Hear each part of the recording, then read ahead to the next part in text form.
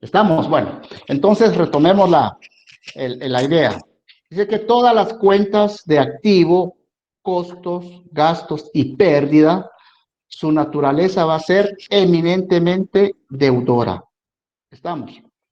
Porque la sumatoria, es decir, cuando yo sume todos los cargos, como ya vimos con la terminología o la definición que es un cargo, con toda propiedad, ¿sí? Vamos a interpretar de qué lado estamos hablando, del lado del mayor, pues de qué lado, ¿verdad? ¿Sí? Dice, la sumatoria de todos los cargos será mayor que la sumatoria de los abonos. Estamos toda la vida en los registros contables, cuando es un activo, cuando es un costo, gasto o pérdida, ¿sí? La sumatoria de los cargos o la sumatoria del lado del deudor va a ser mayor que la sumatoria del lado del haber o acreedor o abono, ¿sí? Tiene que ser mayor los cargos que los abonos. Y ahí determinamos la naturaleza de las cuentas. ¿Estamos? Determinamos la naturaleza de las cuentas. Si el saldo es deudor, su naturaleza va a ser eminentemente deudora. Si el saldo es acreedor, por los abonos que hicimos, va a ser un pasivo o capital o ingresos. ¿Estamos? Numeral 4. Todas las cuentas de pasivo, producto y capital son acreedoras porque la sumatoria de los abonos va a ser mayor que la sumatoria de los cargos. Me explico, jóvenes, porque es importantísimo para poder determinar el saldo y ese saldo que obtenemos lo trasladamos valga la expresión, al balance de saldos. De ahí determinamos saldo deudor, saldo acreedor y nos tiene que cuadrar el movimiento de un mes, ¿sí? O determinado tiempo. Por ejemplo, naturaleza deudora y naturaleza acreedora. ¿Qué dijimos? La sumatoria de los cargos para determinar la naturaleza de la cuenta, la sumatoria de los cargos, estos son cargos, ¿verdad? La sumatoria de los cargos, ¿sí? Va a ser mayor que la sumatoria de los abonos. Miren, tantos registros sean indispensables para llevar a cabo el movimiento de la cuenta caja y bancos, el resultado tiene que ser de esta manera, ¿sí? El cargo tiene que ser mayor que el abono para determinar un saldo deudor de cuánto. Aquí, ¿cuánto sería el saldo deudor?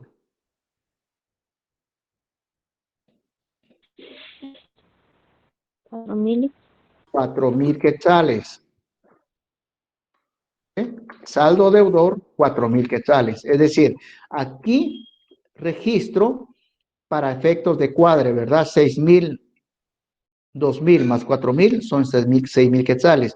Pero este saldo da la pauta que su saldo es deudor. Da la pauta que este saldo es deudor. Es decir, si lo trasladamos al balance de saldos, tenemos la columna deudor y acreedor. Entonces, este saldo de caja y bancos va en la columna deudora. ¿Estamos? Naturaleza de la cuenta acreedora. Dice, miren el numeral 4. Todas las cuentas de pasivo, producto, capital y ganancias son acreedoras porque la sumatoria de los abonos, ¿eh? Sumamos todo el movimiento del mes y la sumatoria del lado del haber tiene que ser mayor que la sumatoria del lado del deudor. ¿Cuál es el saldo que obtenemos? Pues obtenemos un saldo de 4.000 quetzales. que sería un saldo acreedor por 4,000 quetzales. Licenciado, no va a Dígame. grabar la clase. Gracias, muy amable. ¿Estamos, jóvenes? ¿Estamos? Entonces, de ahí determinamos el saldo. ¿Saldo deudor o saldo acreedor? ¿Estamos? Y ese es el postulado. Todas las cuentas de activo, costos, gastos y pérdidas son deudoras. ¿Sí? Saldo deudor. Todas las cuentas de pasivo, producto y capital, saldo acreedor. ¿Estamos? Aquí hay otros enunciados. ¿Cómo podemos denominar al lado del debe y el lado del haber? Podemos determinar como cargo, como débito, como debitar, como deudor. Por el lado del haber lo podemos denominar como abono, como crédito, como acreditar o acreedor. Entonces, de ahí deviene, carguemos la cuenta, sabemos automáticamente qué tenemos que hacer ahí. Abonemos la cuenta de igual forma. Debitemos, acreditemos, ¿sí? Es un saldo deudor, ya sabemos de qué lado va. Es un saldo acreedor, sabemos de qué lado va en cuanto al mayor. Este es un mayor. Y como resumen, dijimos que todas las cuentas de activo, ¿sí? Ya sea activo corriente, no corriente, mobiliario y equipo, cuentas por cobrar, clientes, inventarios, se registra aquí en el lado del debe, ¿sí? Y todas las cuentas de pasivo, producto, capital y ganancias se registran en el haber, ¿sí? De ahí deviene la naturaleza de la cuenta. ¿Me explico? Por favor, si hay dudas, háganlo saber.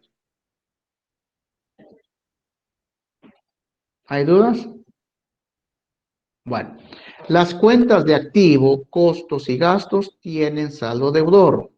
Aquí estamos como que redundando, pero sí vale la pena repetir cuantas veces sea posible porque ahí es donde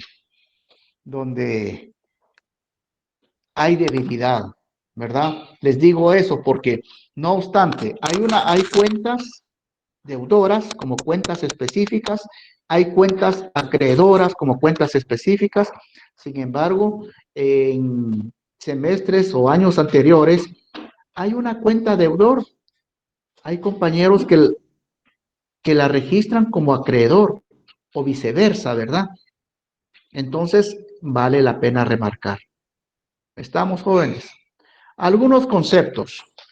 Activo. Lo constituyen los bienes y derechos que posee una empresa, los cuales puede clasificarse así.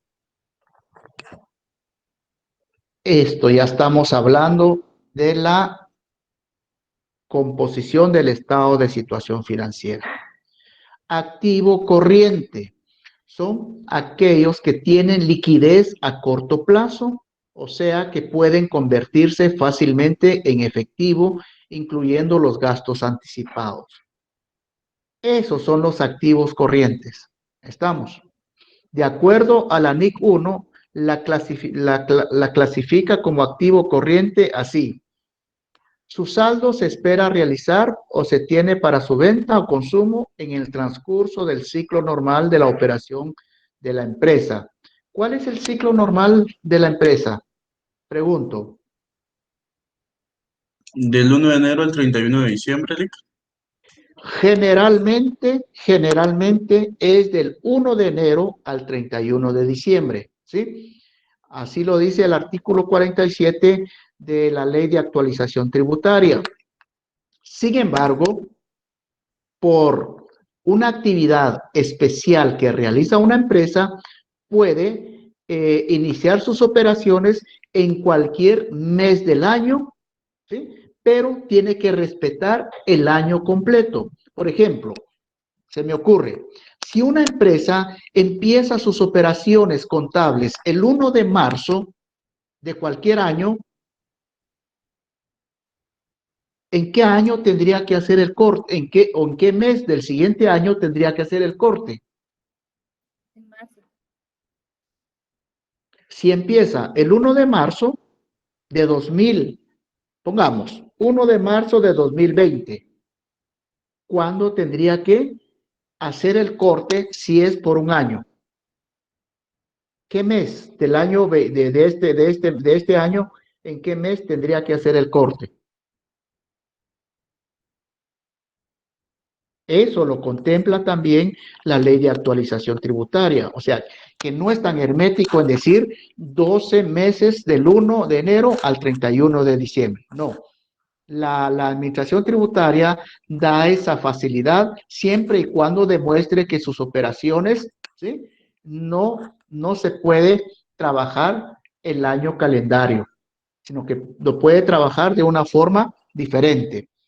Entonces, pregunto, si empieza el 1 de enero, del 1 de marzo de 2020, ¿cuándo tendría que terminar el año de sus operaciones contables? ¿En qué mes del año siguiente? En este caso, de este año. 28 de febrero. El 28 de febrero.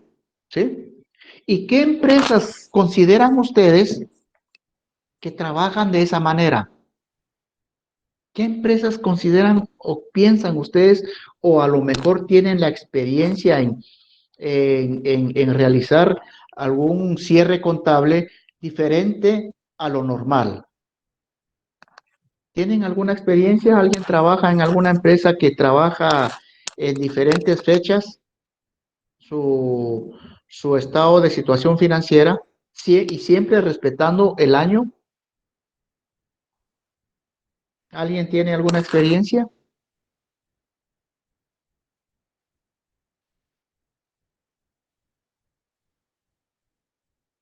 Las, sí, Yo, yo dígame. tenía, yo tenía una empresa donde el cierre era al 30 de septiembre, Ajá, pero financieramente lo tomábamos del 1 de enero al 31 de diciembre, ¿verdad? ajá. ¿A qué se dedicaba la empresa? Era una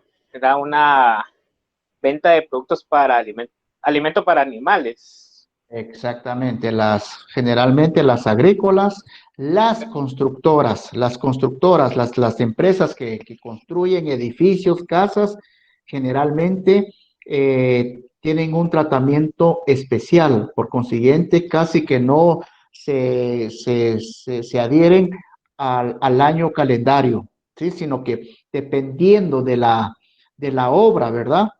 La obra pueda llevar 2, 3 años, entonces tienen que hacer un corte a determinado tiempo, ¿verdad? Pero Sí. bueno, se llevaban dos estados financieros, el que era de septiembre a agosto y Ajá, el exacto. de enero a diciembre. Pero ¿por qué será? ¿Por qué? Porque a lo mejor no pidieron ustedes la solicitud ante la administración tributaria para trabajar de septiembre a agosto, ¿sí? Por esa misma razón, porque esos son casos muy especiales que dice, toda empresa puede llevar periodo diferente, siempre y cuando sea solicitado y autorizado por la administración tributaria.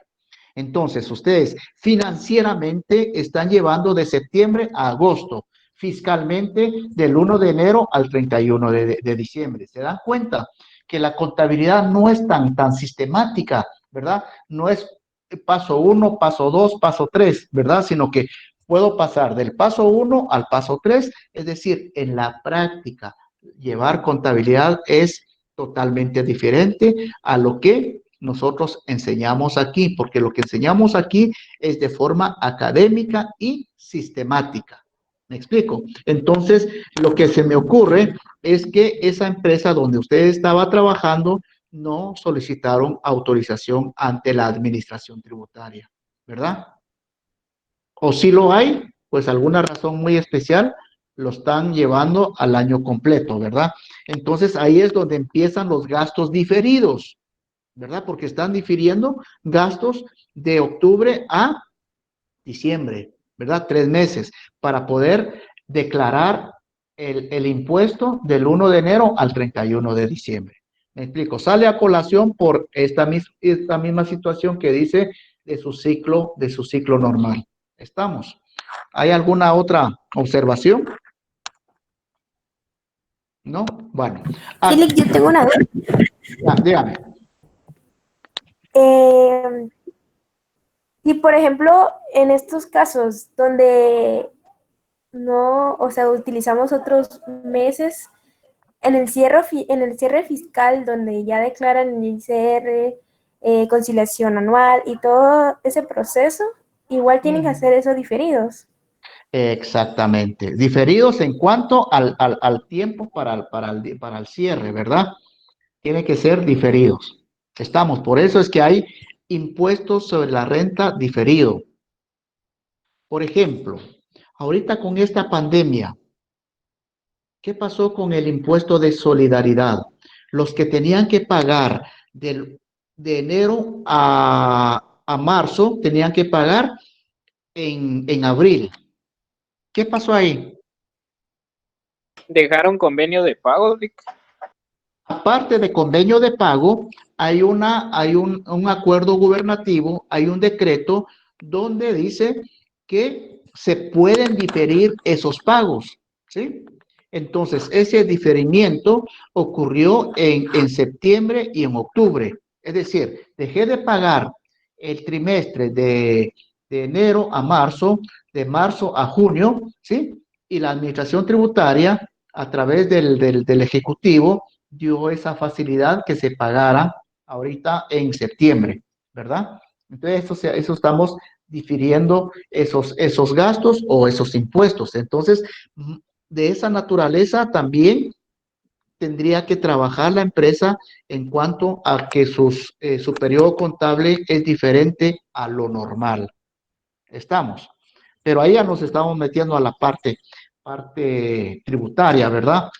Solo salía a colación porque sí es importante que tomemos en cuenta que no todas las empresas, la mayoría de las empresas sí tienen y respetan ese periodo contable, sí, el año calendario, pero sí hay otras que trabajan de forma diferente. ¿Estamos? Bueno, sigamos entonces. Activo no corriente.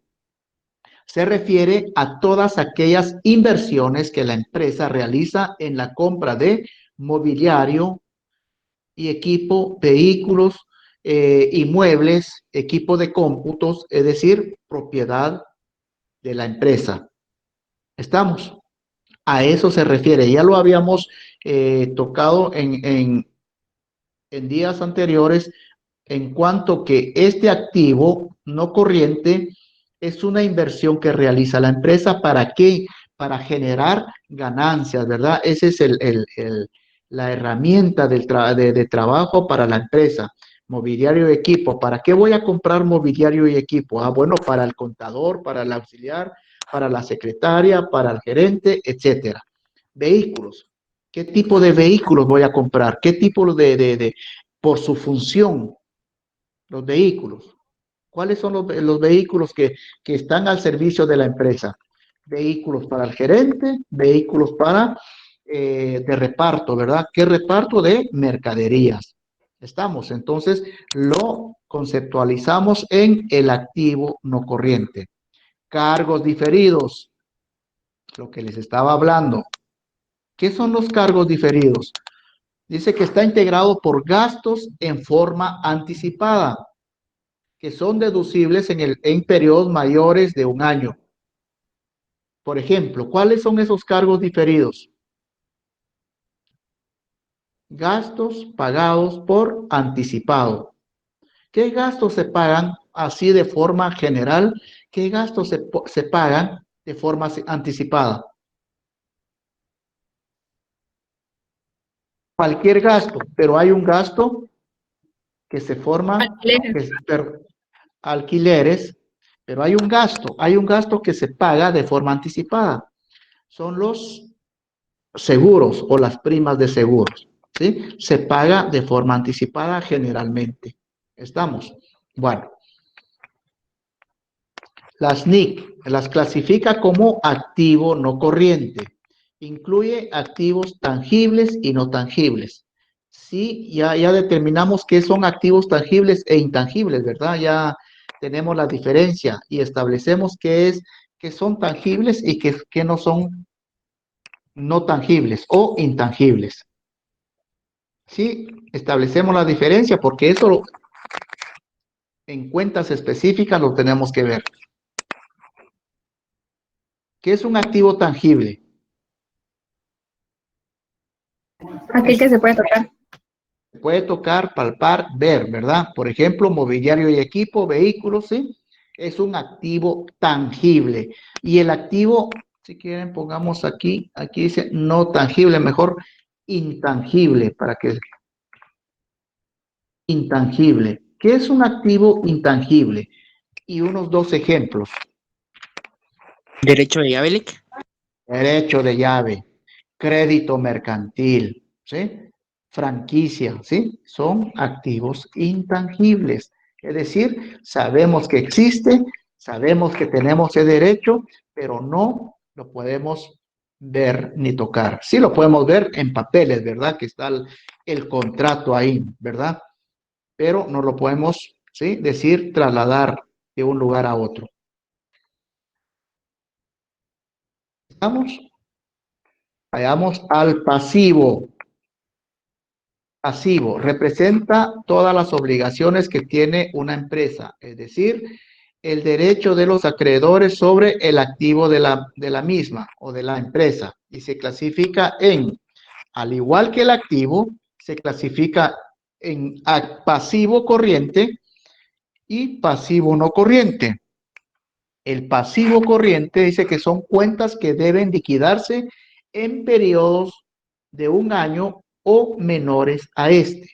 Cualquier obligación que tengamos o que tenga la empresa a menos de un año se considera como un pasivo corriente. ¿Estamos?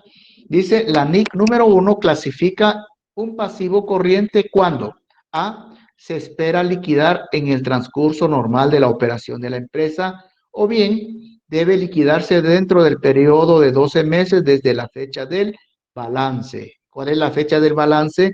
La fecha de apertura, que sería el 1 de enero de cualquier año. Y el pasivo no corriente se clasifica, ¿sí?, por ser liquidadas en periodos mayores de un año.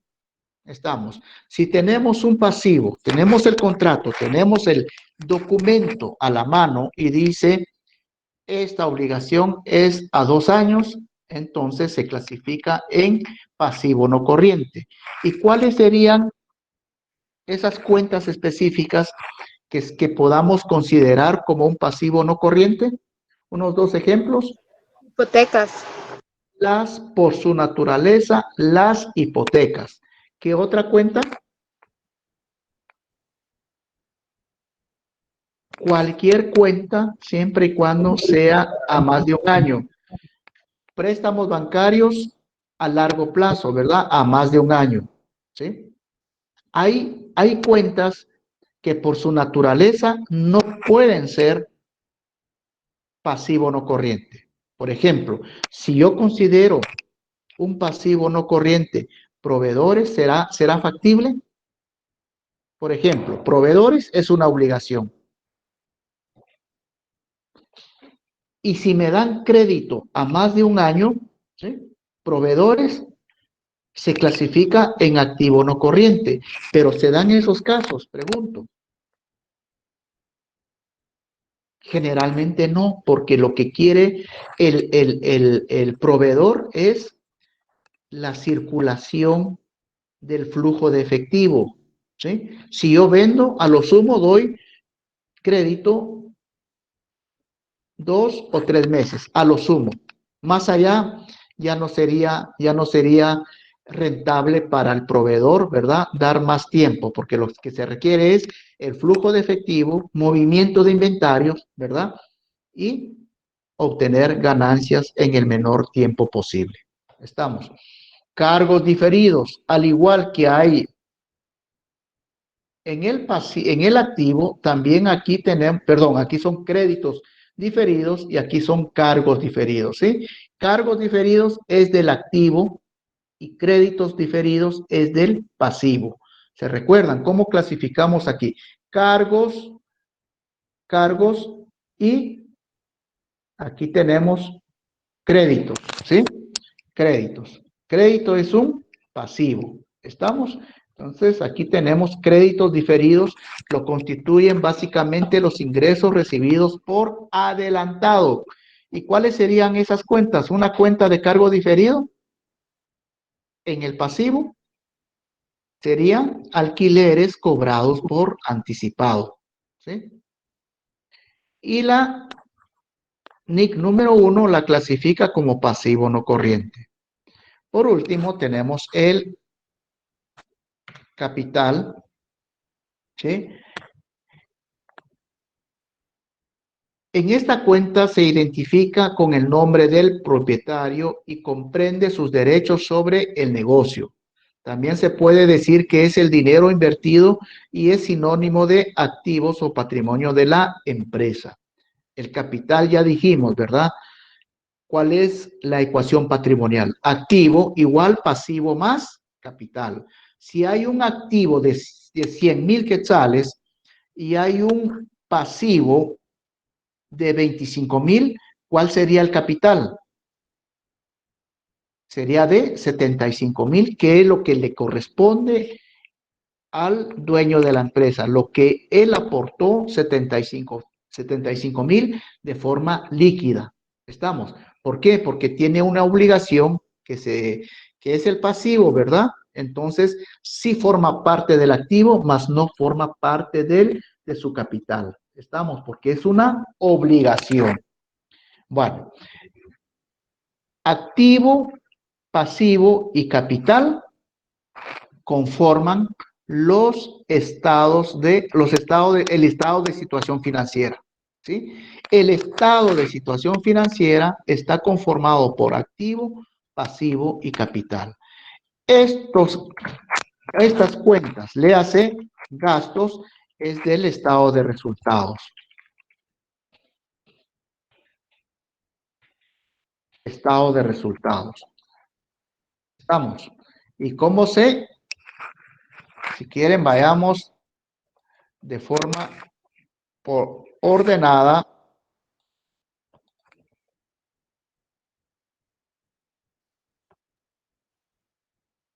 Cecilia.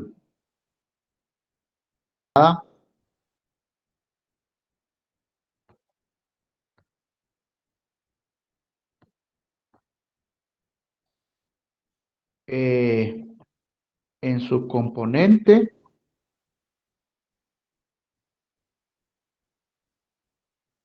para ya ir determinando la estructura del estado de resultados.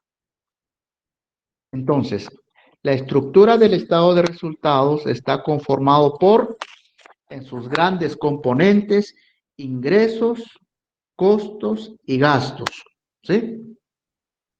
Por ejemplo, los ingresos. ¿Por qué tiene ingresos la empresa? ¿Cómo es que se genera los ingresos de una empresa?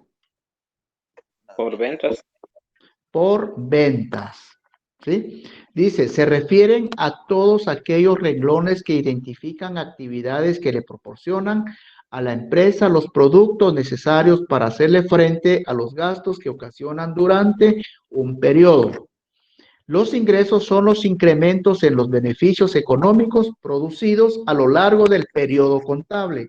Al hablar de periodo contable, vuelvo a repetir, estamos hablando de un año calendario, en forma de entrada o incrementos de valor de los activos que dan como resultado aumentos del patrimonio neto y no están relacionados con las aportaciones de los propietarios, ¿sí? El aumento del capital puede ser por aportación del propietario o por las ganancias generadas en un determinado periodo contable. ¿Qué otro tipo de ingresos puede tener? Dice el compañero, los ingresos eminentemente son por ventas, ¿sí? ¿Qué ventas? Pues a lo que se dedica la empresa. En este caso, de una empresa comercial, ¿verdad? Venta de cualquier producto, ¿sí? Bueno, ingresos por ventas. ¿Qué otros ingresos puede obtener la empresa o solo por ventas? ¿Por servicios, Lick? Ingresos por servicios. Ok, está bien. La empresa no se dedica a compra-venta de mercadería, sino que presta sus servicios. Entonces, es muy importante verificar esa parte. ¿Qué tipo de servicios va a prestar la empresa? ¿Se dan cuenta? Aquí son ingresos por ventas. Podemos decir que son bienes. ¿Sí? Ingresos por servicios, ¿sí? No son bienes, pero sí tiene una actividad. ¿Qué tipo de servicios? Dígame un servicio que presta la empresa. Contables, Lick. Adicional, Contables, bueno, contables. ¿Qué más? Servicios contables. ¿Qué más? Reclutamiento, Lick. Reclutamiento. Reclutamiento. ¿Qué más? Asesorías. Asesorías.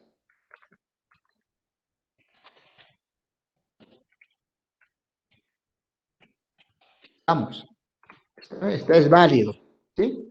Entonces, pero este tipo de contabilidad no lo vamos a ver, sino que de tipo comercial, por venta de productos. Estamos. Entonces, está bien que establezcamos este tipo de ingresos, ¿sí? Ahora, ¿qué otros ingresos puede generar la empresa? Supongamos, concentrémonos aquí en ventas de bienes, ¿sí? Pongámosle algo más. ¿Qué podemos decir? ¿Qué puede vender esta empresa? ¿Qué producto puede vender? Útiles escolares, Lick. Bueno, pongamos productos escolares. Productos escolares, ok.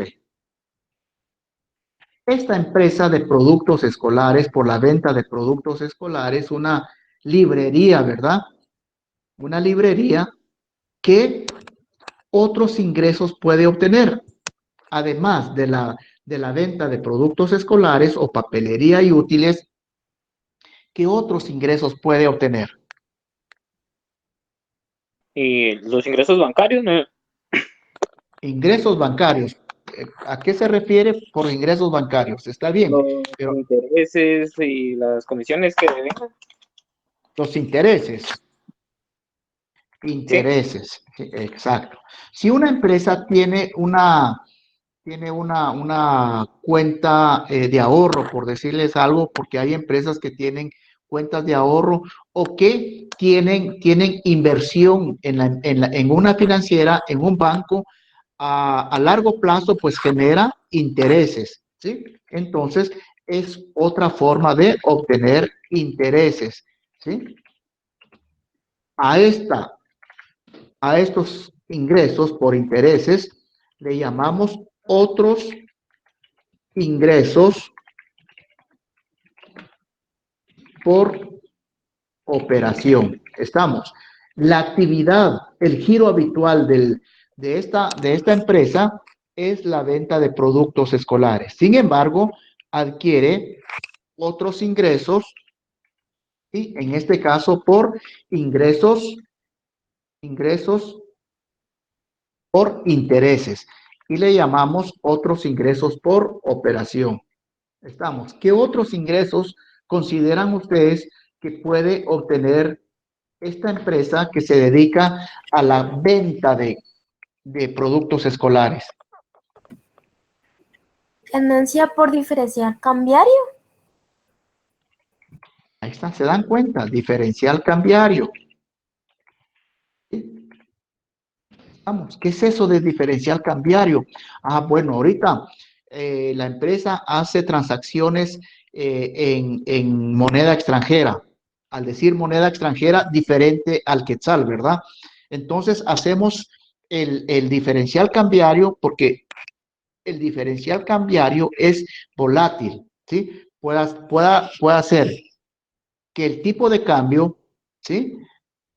Es menos, entonces genera una pérdida, pero el tipo de cambio es más, genera una ganancia. La diferencia entre el diferencial cambiario menos más, y si el saldo es más, sería un ingreso por diferencial cambiario, siempre y cuando, ¿sí?, se negocie en el mercado financiero. Así lo dice el código, la ley de actualización tributaria.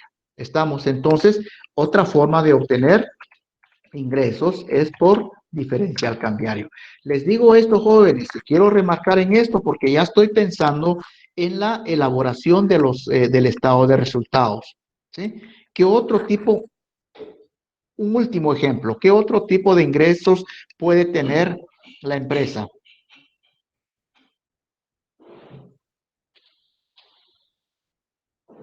Hay un tema que se llama cambio, venta y permuta de activos, ¿sí?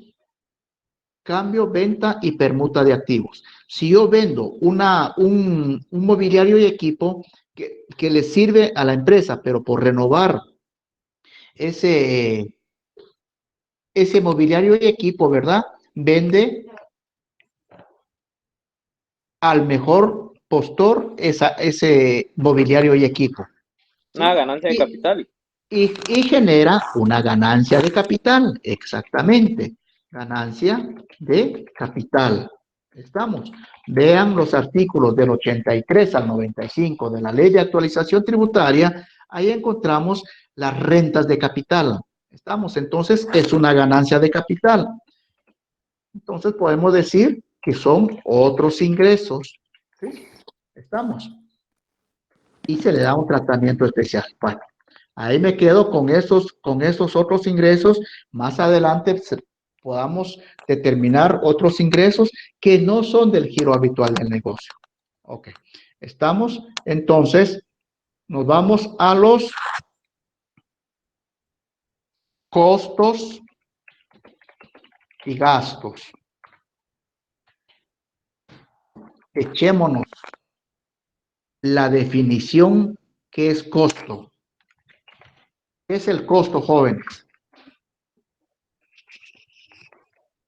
¿Alguien me puede definir qué es el costo? Es el valor de la compra de la mercadería. Es el valor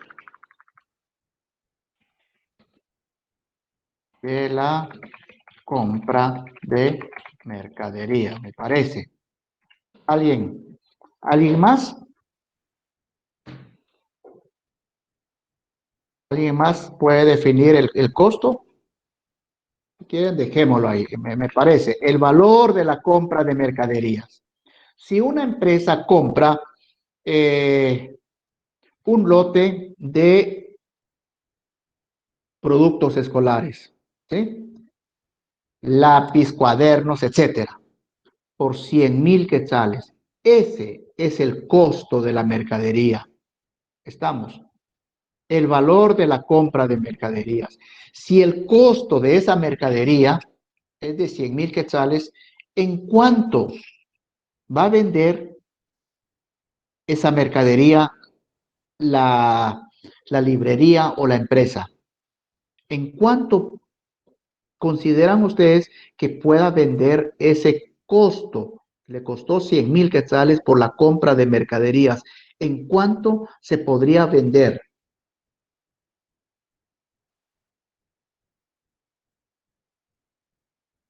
$125,000. 125,000, así conservadoramente, 125,000. La diferencia entre la venta y su costo sería 25,000 quetzales. ¿Qué representa para la empresa esa diferencia de 25,000 quetzales? La ganancia. La ganancia, ¿se dan cuenta? La ganancia. Estamos, entonces ya estamos tocando cuentas de resultados. Entonces, el costo va a ser el valor de la compra de mercaderías. En cuanto voy a vender, pues ya es política de la empresa qué margen de ganancia quiera obtener, ¿verdad? La diferencia entre el costo y el valor de ventas va a ser la ganancia marginal. ¿Estamos? Entonces, y dentro del estado de resultados también encontramos gastos. ¿Qué tipo de gastos creen ustedes que se encuentran o que realiza una empresa? Dice aquí se incluyen en ello los sueldos, gastos de operación. Bueno, en su conjunto, está bien, sueldos, pero ¿qué tipo de sueldos? Dentro de los... ¿Perdón? Administración. Departamento. Ahí estamos. De operación. Ese de operación todavía me da chance a integrar. ¿Qué es lo que integran los gastos de operación? Los gastos de ventas y los gastos de administración. Estamos, aquí se incluyen, dice, todos aquellos renglones que identifican una determinada actividad necesaria para el desarrollo de la empresa. También se puede decir que son decrementos. Decrementos son, ¿sí?, que viene a disminuir la ganancia en los beneficios económicos producidos a lo largo del periodo contable en forma de salidas o disminuciones de los activos. Entonces, aquí tenemos, que dice el compañero, tenemos aquí gastos de operación. Y los gastos de operación se clasifican en gastos de administración y gastos de distribución. ¿Estamos? Bueno, entonces, ahora lo que dice el compañero, ¿qué gastos de administración consideran ustedes que se pueda registrar en este apartado de gastos de administración? ¿Qué gastos podemos ejemplificar? Sueldos. Sueldos, ¿sí? 14. Entonces, miren, entonces, dependiendo, una secretaria del departamento de contabilidad, ¿dónde se clasifica dentro de estos gastos de operación? Administración. Administración. Entonces, pongamos aquí sueldos. ¿De qué? De la secretaria, ¿verdad? Sueldos en administración, porque sabemos que está en el departamento contable. El contador general, pongamos aquí, perdón, pongamos aquí secretaria. Sueldos, sabemos que va a pertenecer a administración. Un contador general, ¿dónde se clasifica su gasto? Pues él recibe sueldo también y gastos de administración. Un vendedor.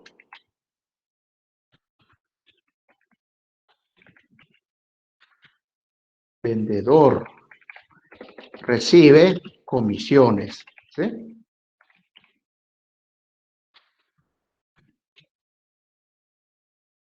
¿Estaría bien la clasificación de este vendedor en gastos de administración?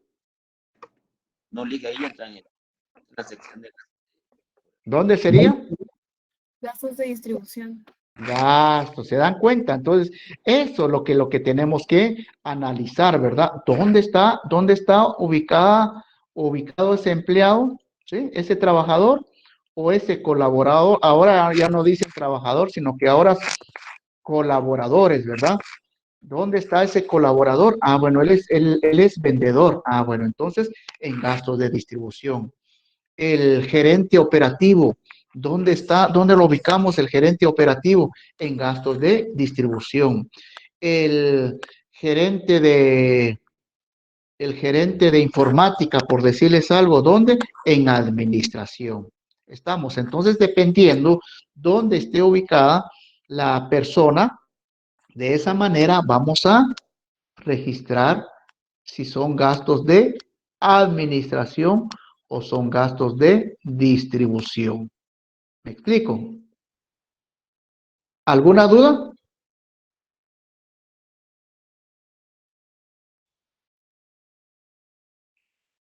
¿Alguna duda, jóvenes? Bueno, no hay dudas. Pasos del proceso contable. Por favor, lean. Yo quiero que lean, por favor, el artículo 368 del Código de Comercio de Guatemala. ¿Qué decreto es? Decreto 270, ¿sí? Del Congreso de la República, ¿verdad? Estamos. Este 70 significa que entró en vigencia en el año de 1970, ¿verdad? ¿A qué me refiero eso? Que para mí el Código de Comercio ya a estas alturas ya adolece de muchas deficiencias, ¿verdad? Entonces, merece una reforma, pero yo les digo eso porque puede hacer que ustedes estén en una comisión de alguna reforma, ¿verdad? Tomen en cuenta que hay que reformar para mí es algunas partes o artículos de este código. Bueno, entonces nos vamos al artículo 368 del Código de Comercio y ahí, este solo es un resumen. Yo tengo aquí el Código de Comercio, les voy a leer qué es lo que dice al respecto. Y el resumen lo tenemos en esos 4 numerales. Dice: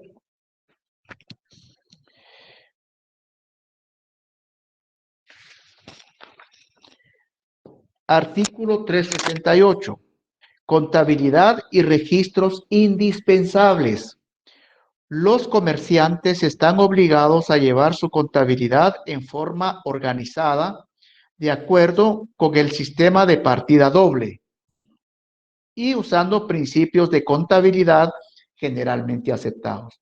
Ya vimos la partida doble en la historia de la contabilidad, ¿verdad? Entonces, aquí nos está remarcando este artículo. Para efecto, deberán llevar los siguientes libros. El libro de inventarios. 1, libro de inventarios. 2, de primera entrada o de diario. Aquí, primera entrada o de diario. 3, mayor o centralizador. 4, de estados financieros. ¿Estamos? Entonces, para mí, ese es el proceso contable. Proceso es llevar paso a paso un determinado control o administración, en este caso, los registros contables. Entonces, tenemos a partir del numeral 2, tenemos que registrar, tenemos que resumir y tenemos que informar a dónde corresponda a los interesados, tanto en la empresa o a terceras personas. Estamos. Yo les puse aquí analizar mentalmente. ¿Cómo tenemos que llevar nuestra contabilidad? Pues tenemos que analizar primero a qué tipo de registro corresponde, ¿verdad? Tengo que analizar mentalmente qué es lo que tengo que hacer. Luego, observar, ¿sí? De forma estricta, realizar las partidas contables de diario o de primera entrada. Se dice de primera entrada porque es lo primero que hay que hacer en el proceso contable. Luego, mayorizamos o centralizamos toda la información, el movimiento contable de una cuenta determinada. Luego que tengamos ese mayor, determinamos si es saldo acreedor o es saldo deudor para llevar a un estado financiero. ¿Estamos, jóvenes? ¿Hay alguna duda? ¿Hay dudas? Si no, ahí terminamos con la unidad 3, entramos a la unidad 4.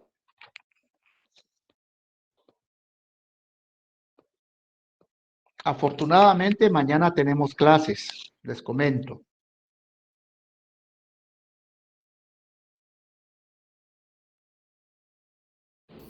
¿No hay? Dígame. Una pregunta con respecto al costo. ¿Podríamos tomar a las palabras costo e inversión como sinónimos o son cosas diferentes? No, totalmente diferente. Totalmente diferente.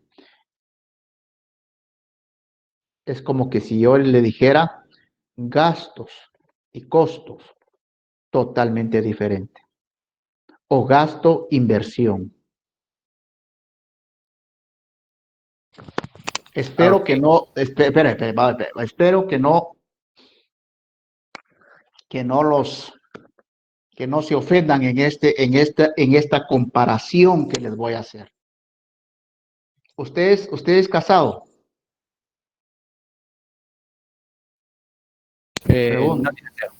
No, pero dígalo con toda sinceridad. Bueno. No, licenciado. Bueno, entonces, si alguien es casado, ¿sí? Usted me dice, ¿qué representa? Si alguien es casado, ¿qué representa si le lleva a su esposa un ramo de flores? ¿Un gasto o una inversión?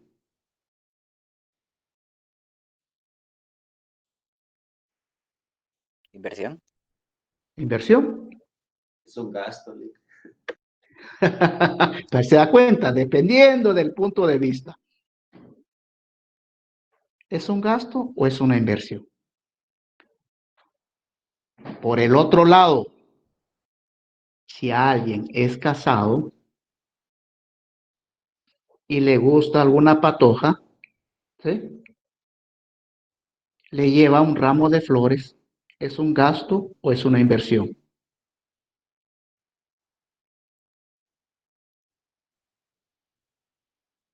Una inversión. Una inversión. ¿Se dan cuenta? Entonces depende del punto de vista.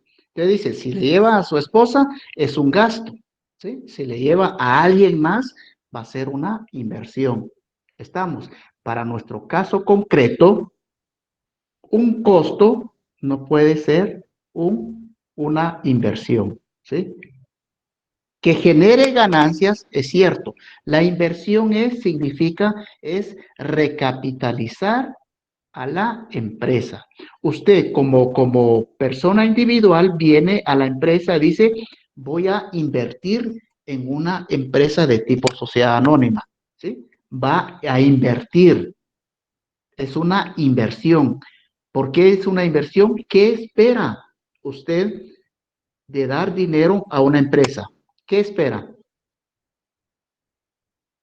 Que genere ganancias, ¿sí? Que le toque una parte de lo que usted invirtió, le va a tocar una parte a la hora de la distribución de ganancias. Le estoy hablando de forma de sociedad mercantil, ¿verdad? Si lo vamos a traer de forma individual, si usted hace de forma general, origina una empresa o constituye una empresa individual, ¿qué va a obtener? Ganancias. Entonces, esa es la inversión que usted hizo, producto del dinero que usted, ¿sí?, le dio a la empresa para generar ganancias, pero en su particularidad, un costo no puede ser una inversión. ¿Estamos? Bueno, entonces, si no hay ninguna otra pregunta,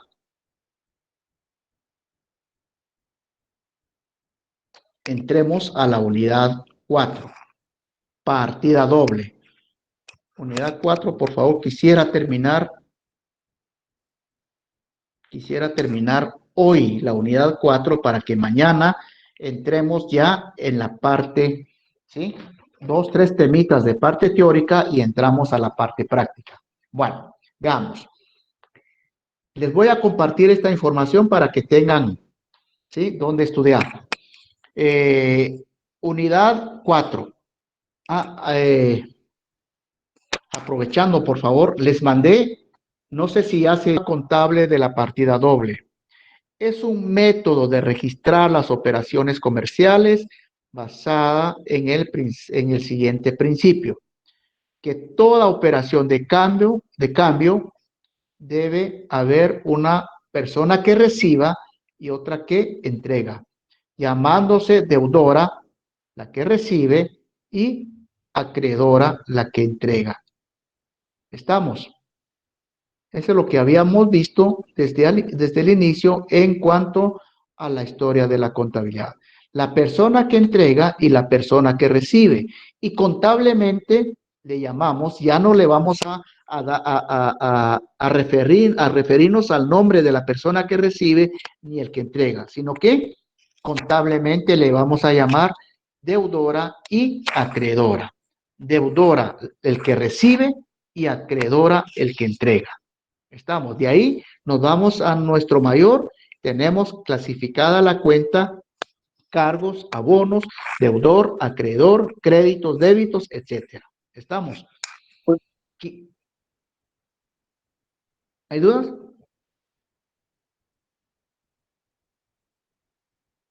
Bueno, ¿qué es la contabilidad? Eso ya lo definimos en su momento oportuno, como ciencia, dice. ¿Por qué? Porque está basada en el principio de la ley de causalidad, es decir, que no hay causa sin efecto. Entonces tenemos una compra, lo voy a hacer más ágil porque esto ya lo vimos. Dijimos que causa y efecto son los postulados de la ciencia. Por ejemplo, tenemos compras de mercaderías por 500 quetzales que constituye una causa que puede tener el siguiente efecto, ¿sí? Si compramos al contado, pues abonamos la cuenta caja y bancos. Si compramos al crédito, ¿qué cuenta abonamos? Proveedores, ¿verdad? Proveedores. Entonces, ahí es donde se da el postulado de causa y efecto. Como técnica, según el Instituto Guatemalteco de Contadores Públicos y Auditores, tiene el carácter de técnica. ¿Por qué? Porque los pronunciamientos sobre contabilidad financiera define a la contabilidad de esta manera. Es una técnica que se utiliza para producir sistemática y estructuralmente información financiera expresada en unidades monetarias de las transacciones que realiza una entidad económica o de ciertos eventos económicos identificables y cuantificables que la afectan con el objeto de facilitar a los diversos interesados en tomar decisiones en relación con dicha entidad económica. ¿Y cuál es el tecnicismo aquí? Pues la presentación de los estados financieros. ¿Cómo presentamos el estado de resultados y cómo presentamos el estado de situación financiera tal como lo vimos activo no corriente, activo corriente, pasivo no corriente, pasivo corriente y capital? En el estado el estado de resultados tenemos ingresos, costos y gastos, ¿sí? Ahí lo tenemos de forma técnica. 3, ¿cuáles son los principios de la partida doble? ¿Sí? Esto es importante, jóvenes. Esto casi que estoy seguro que viene en el examen. Principios de la partida doble. No hay deudor sin su acreedor.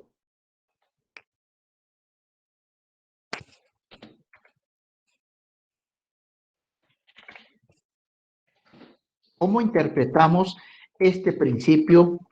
A. No hay deudor sin su acreedor. ¿Cómo lo interpretamos?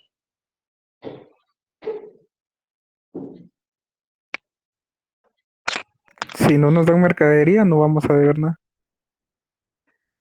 Si yo tengo una partida, ¿sí? Miren, compra de mercaderías por 500 quetzales, ¿sí? Si yo vengo y hago una partida De esta manera,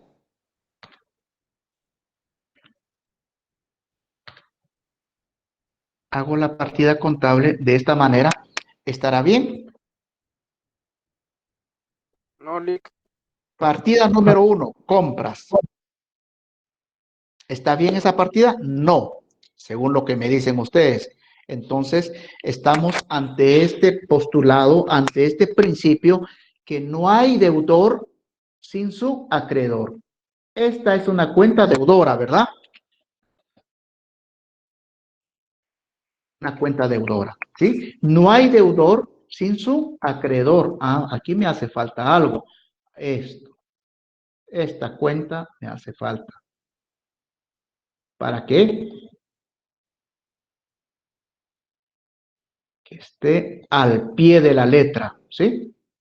Estamos. No hay deudor sin su acreedor. Tengo que tener una cuenta acreedora. Vamos, miren. Entonces, si yo hago solo la mitad de la partida, estoy violando ese principio. Estamos. Estaría violando ese principio. Bueno. Damos el principio B. No hay cambio sin valor. ¿Qué significa eso? ¿Qué significa no hay cambio sin valor? Sigamos el mismo ejemplo. ¿Será que puedo hacer partidas contables?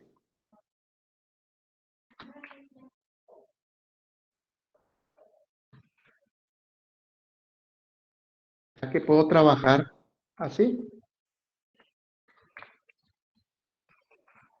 No hay cambio sin valor, dice. Aquí estoy cambiando.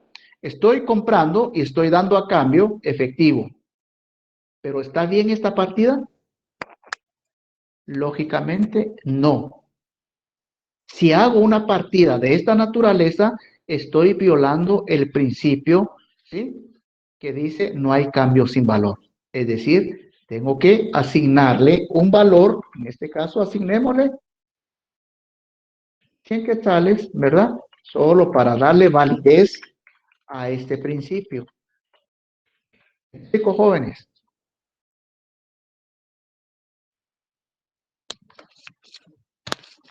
El que recibe es deudor y el que entrega es acreedor, ¿sí?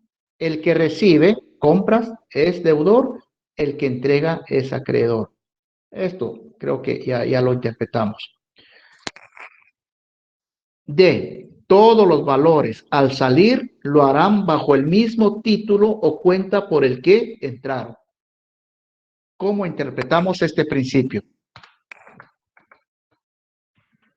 Todos los valores al salir lo harán bajo el mismo título o cuenta por el que entraron. Supongamos aquí que fue al crédito. Aquí fue al crédito, proveedores. Al pagar esta obligación, ¿cómo haríamos la partida contable? Paguemos esos 100 quetzales. Proveedores, caja y bancos. Proveedores a caja y bancos, exactamente. Entonces, ahí estamos ante el principio, ¿sí?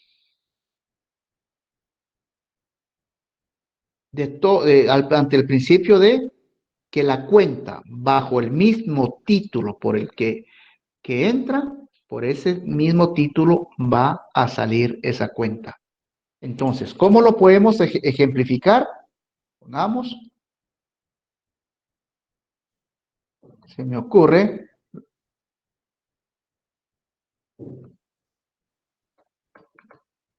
Supongamos. Bueno, aquí voy a pagar mi deuda, ¿sí?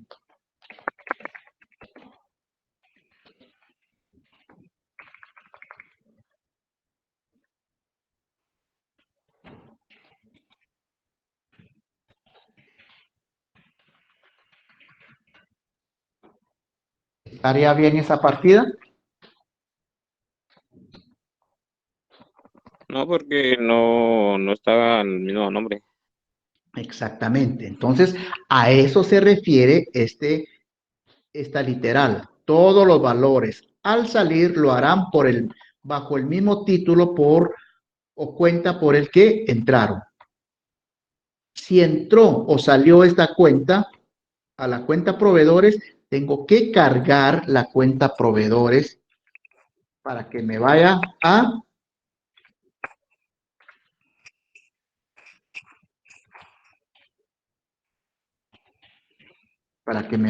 afectar esa cuenta. Y me afecta, ¿sí? Y su saldo va a ser 0, porque aquí aboné y aquí cargué saldo 0. Pero si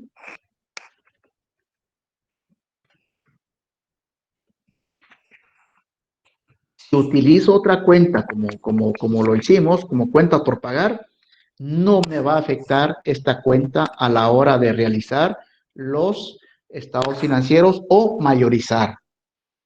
Estamos, entonces, por favor, tomen en cuenta estos principios, ¿verdad?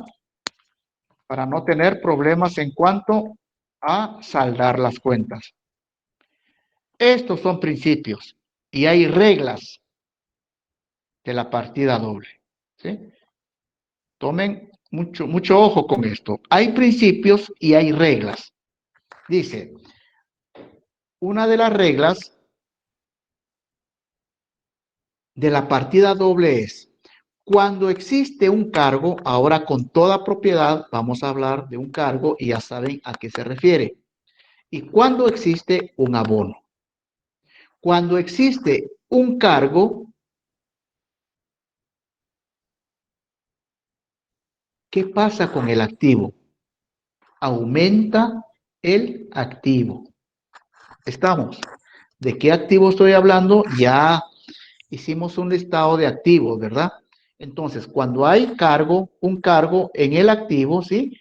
Aumenta ese activo. Cuando existe un abono en el activo, ¿qué pasa?